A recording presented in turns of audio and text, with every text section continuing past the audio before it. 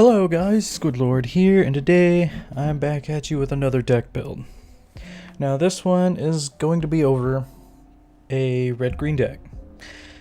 And red-green decks typically have more of a meta in terms of the Godzilla stuff, because they both have sneak attack and green provides for really big sentinels. Now, I'll be going over a deck build that I think would be okay. Like, the thing is that, like, I'm mainly making these deck builds to help people that are struggling with coming up with ideas. So, hopefully this idea helps somebody out. Alright, well first we're going to start off with 3 Crystal Zone. This is really good. If you haven't looked at the red-purple video, that this allows you to untap a battler. This allows you to untap a battler so it can go questing again or go attack again. Up to you. Now we have 3 Mecha King Ghidorah head. Reason being is because it's a 2-drop, and it also, you can choose any battler on the board and give it -3 strength. So if your opponent plays Little Godzilla, you can instantly kill it for just 2 time. So instead of having to waste a swing at it, you can just kill it. Our first of the battlers we're going to be using is Godzilla the First Form. Now, red doesn't have any low cost battlers at all. So a lot of the lower cost battlers you're going to be using are going to be constantly the greens. So like Godzilla First Form gives you a leadership cost of 2. So whenever he attacks, your next battler is going to be 2 less time, which is good.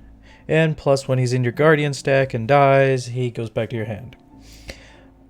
Now another card that's really good is Star Falcon. It's got a sneak attack cost for 2, which is the only reason why it's in here. Is because it's a sneak attack for 2 that's evasive. Also, it allows you to, essentially if you sneak attack it, you get to put -2 strength on an opponent's battler, which essentially kills off Little Godzilla or any other little bitty problem that would be in the form of a battler. Alright, we got 3 Megaguirus Shed. It's a good card. Lets you draw into 1 EX card. And then all your battlers gain Union. Or Legion. Legion. Not Union. We're not playing Yu-Gi-Oh! It's Legion. Which Legion allows you to essentially say whenever that battler dies, you get to reveal the top card of your deck. If that top card's a battler, you add it to your hand. If not, it goes to the discard pile. So, if you're planning to kill a lot of cards this turn, like EX, because that card's kind of busted, because it allows you to, if you have enough time, DX things off, to get more battlers, to get more resources, to start the cycle all over again. But it's just an idea. Another card that I thought would be pretty interesting to play is Garuda. It's a sneak attack cost of 3, which is mainly why it's there, is so you can sneak attack it in. It's got evasive, which means it won't die when it battles something unless it's got evasive. It's also got Union. Legion. It's got Legion. When it summons, you choose any battler on the board and it gets -3 strength. And it's mainly there because it's got Legion and it's got the -3 on summon. Gargle's in here because he's sneak attack 3 and he's got Legion. So essentially he hits and then dies and you get a draw. 50-50 shot at getting a draw. Most of the time it's a draw. Now we got Godzilla's second form. The second form you use just in case if you need a body on board, because most of the time you just can't sneak.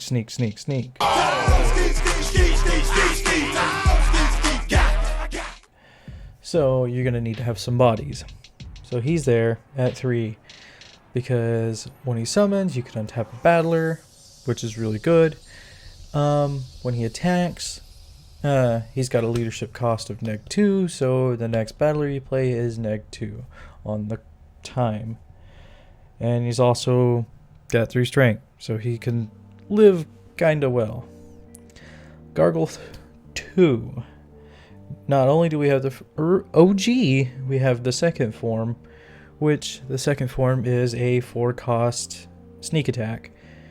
When he dies, presumably from battle and or, you know, the sneak attack cost, you get to draw an EX. So this allows you to extend your plays out a little bit so that you can prep up for next turn. Now we have 2 Super X3s. Reason being is because I felt, well, 1, I was missing some spots in the deck. 2, I felt like he would be some better to throw in than, you know, a sneak attack card that can hit for 2 or can't really do very much. So I figured throw Super X3 in here, since whenever he dies, his Legion effect will go off, and he'll also has an effect that gives a battler -5. So he's a pretty good sneak attacker. He can essentially kill most of the average cards in a Godzilla based deck. So that's pretty good. Now we got Destroy the Flying form, because he's just a staple red card. I don't care what you're doing, Toy Bonnie Gamer 8. Get out of here. So Destroy a Flying form. He's a staple red card because as soon as he's on board, he's going to be on board for a while, and he's going to be constantly making you draw cards. So he's good. Godzilla Jr. He's a good staple red card. 5 cost, 4 strength. When he swings, he becomes 7 strength, so he can be pretty big for a reduced cost, especially if you're playing, especially if you manage to get your green monsters out, green battlers out. You'll be able to go out and reduce their costs a lot, so you may end up with a lot of swarm. Next on the list is Godzilla 1964, or known as False Godzilla. Oh, no, this one. Yeah, Godzilla 1964. Yeah, okay.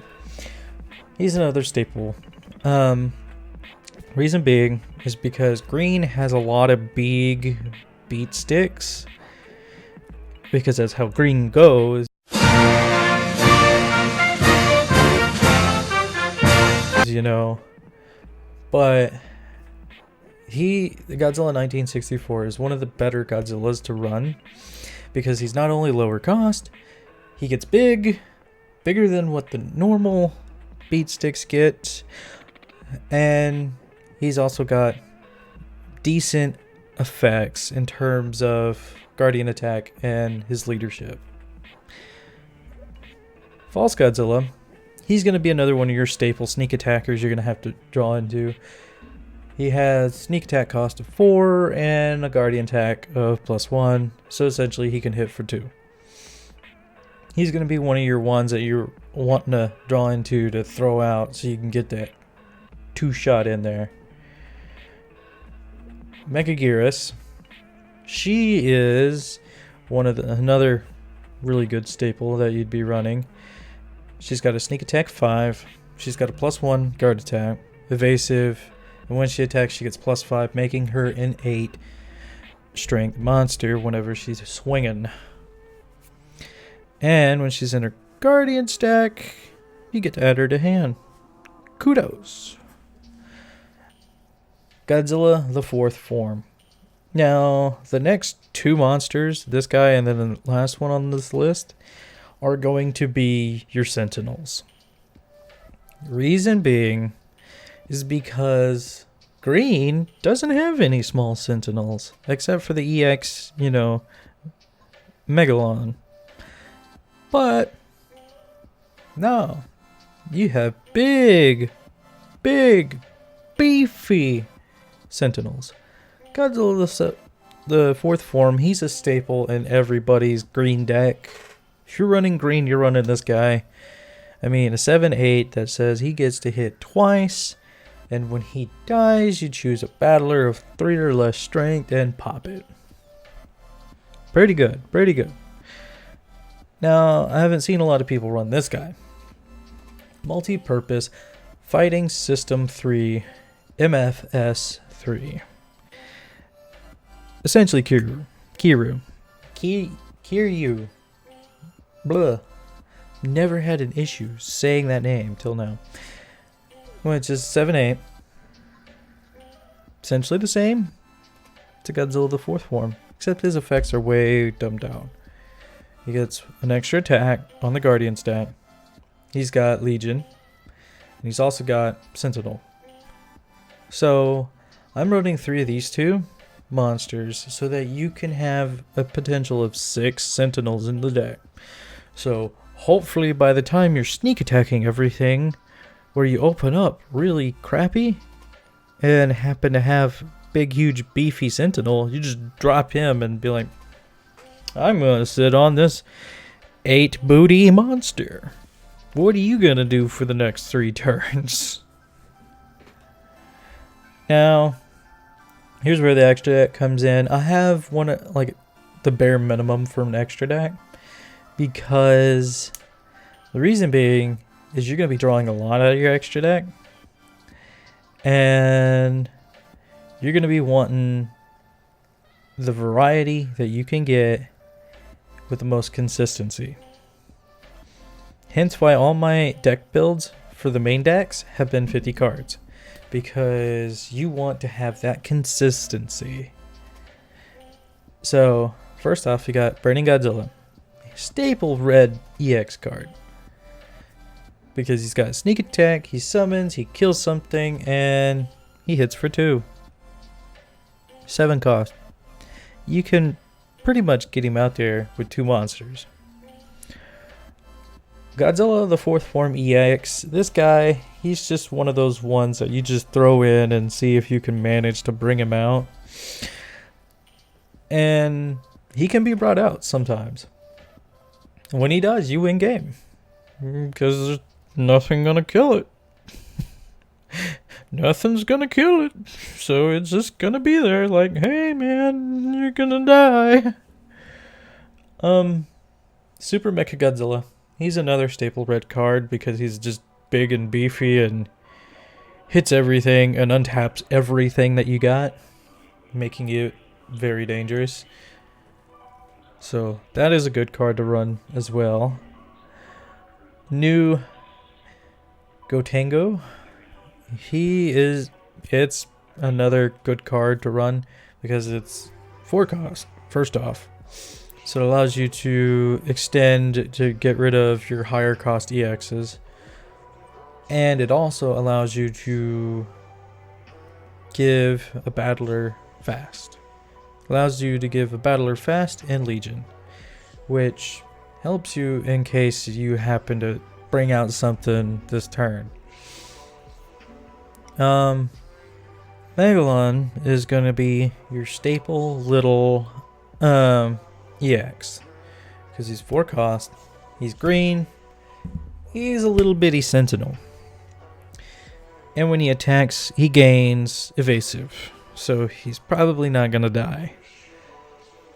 But him being a 4 cost and a 4 strength, Sentinel doesn't really help because he can get ran over by just about everything.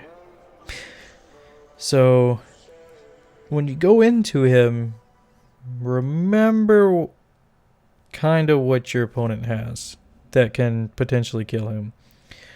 Hedorah, this guy is essentially here because he's got the leadership reducer, but him having his when he attacks choose a battler and it gets -3 strength ability, makes it so he's more viable to spot removal. So if you EX into this guy, you're probably going to be using him quite often, because of the fact of the matter is he reduces your next battler cost by 3. He also hits for 2, and you can just target a battler and give it -3. And with him swinging once, I'm pretty sure that triggers twice. And, since he's got, Guardian attack +1, he hits for 2, which means you get to possibly target a battler and give it -6 strength. Potentially killing quite often a lot of them. MFS 3 Runaway. Kiryu Runaway. He's in here because he's another Sentinel option. And he's another 7 cost. So essentially, what he does is he swings for 2 at the Guardian stack. Also, he's got toughness, which means you can make it so he's harder to kill. And he's got Sentinel. Being at 9 strength, that means he's going to be pretty damn impossible to kill. Because most standard cards, I know there's the exception of, Monster X being 9 cost from the main deck, and then, what is it? Kiru type 3? Like the red card? He's in the side deck. I'll show you my side deck here in a minute. It's just a lot of ideas of things that I wanted to throw in, but didn't really want to throw in at the same time. But there's very few cards that can actually kill this guy straight up with raw strength, because the fact of the matter is they cost so much in time. Because the 2 monsters I just named off that could kill this guy with just a base strength stat of 9 are both 9 costs. I think Monster X is 10 cost because he hits for 3. Or hits for 4. But it's still a viable option to just sit on this guy. And to just sit on him and be like, you can't hit my stack. I'm going to build up some board using time. Now, unless your opponent sits there and is like, okay, I'm going to spend 7 time to waste away that monster's strength and then finally swing into him. Kudos. But remember, toughness. So that's going to be a potential huge issue for your opponent. Okay, my side deck. Kiru type 3. Yeah, I was right on the name. He's one of the cards that I named off that could kill your MFS 3 Runaway. He's got Guardian attack +2. He's got toughness. Your battlers gain Legion. He's in the side deck because I was debating on whether or not to actually put in Super X3 or to throw in this guy.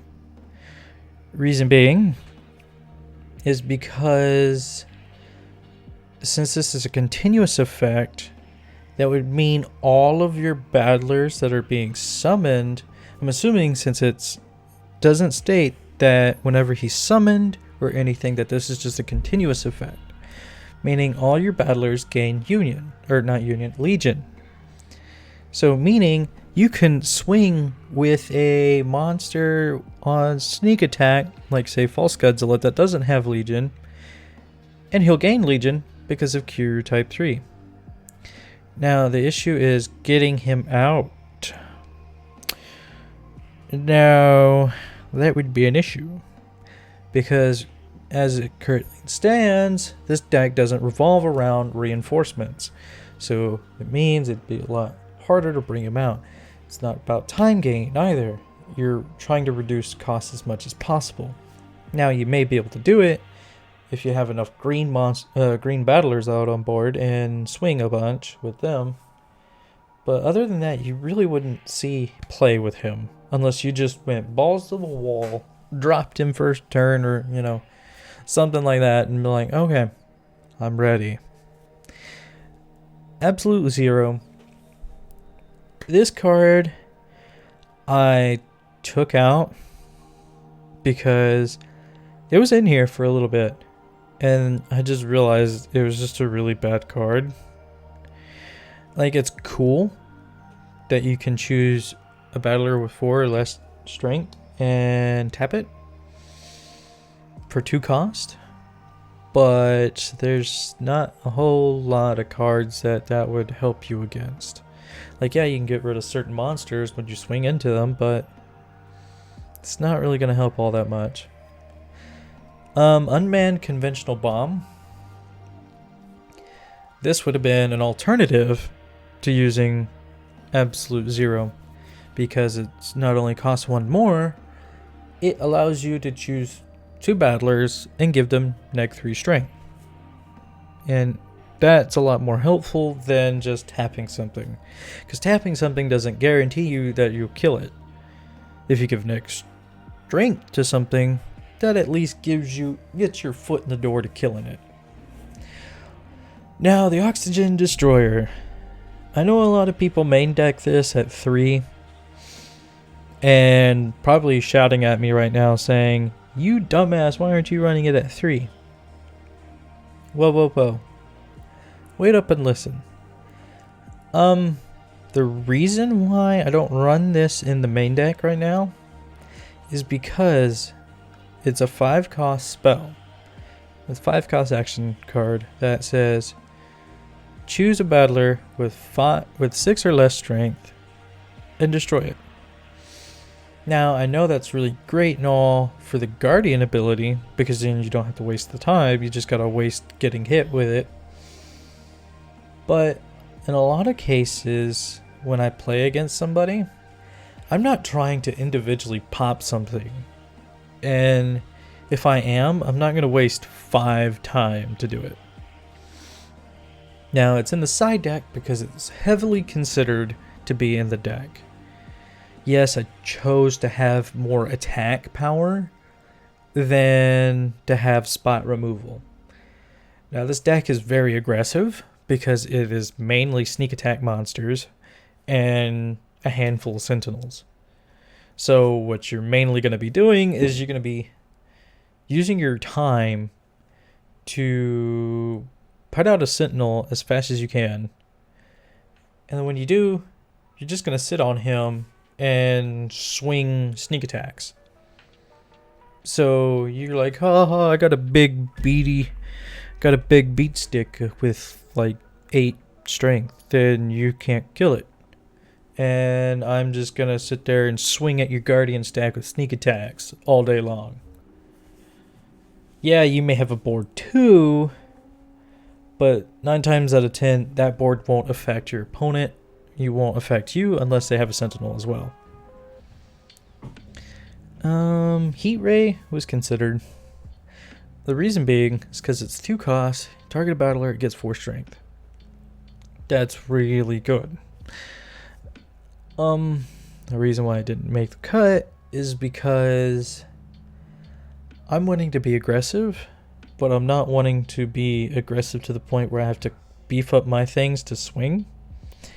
I just want to kill my opponent's things, hopefully by giving them negs and then swinging. Land Megaguirus was also considered heavily. I took him out for the Super X3. Reason being is because he's 5 cost, 4 sneak attack, 4 strength monster. When he dies, you draw an EX card. Now, you may want to throw him in or something. I took him out because Super X3 seemed to be a better card in that place. But, you could mix it up, try it out. A lot of the other green-red cards really didn't seem to synergize quite well. Like, the green cards were either way too high in cost, or the red cards were just not really good at all in terms of staying on the board.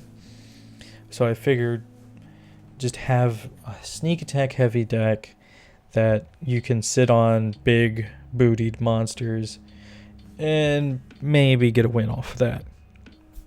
Now, if you have any more ideas on what like types of decks I could build, comment down below. Give me a suggestion. I mean, I'm open-minded about this. This barely started this Godzilla series, so might as well. I may cover the Evangelion series as well. It just depends on how fast they get uploaded to Untapped and how fast I can get the cards at hand. But if you want me to build something different or test out a deck for you, I'll give my thoughts and opinions on it. Just comment down below. Also, in the description of this video, there will be links to not only my Facebook page, but to the official Chrono Clash Facebook group, and I would say just a few of the groups, because there's about 3 of them out right now that I'm a part of, and I happen to have those out there. Also, there's a link. There'll be a link to the Discord server that will happen to be in the description as well. And that'll be the non-official official Discord server for Chrono Clash related things. So it not only has the Godzilla set, it'll have spoilers for the Evangelion set, as well as spoilers and support for the Boruto and Naruto series. So, as always, guys, keep up the shenanigans. I'll see you guys in the next video.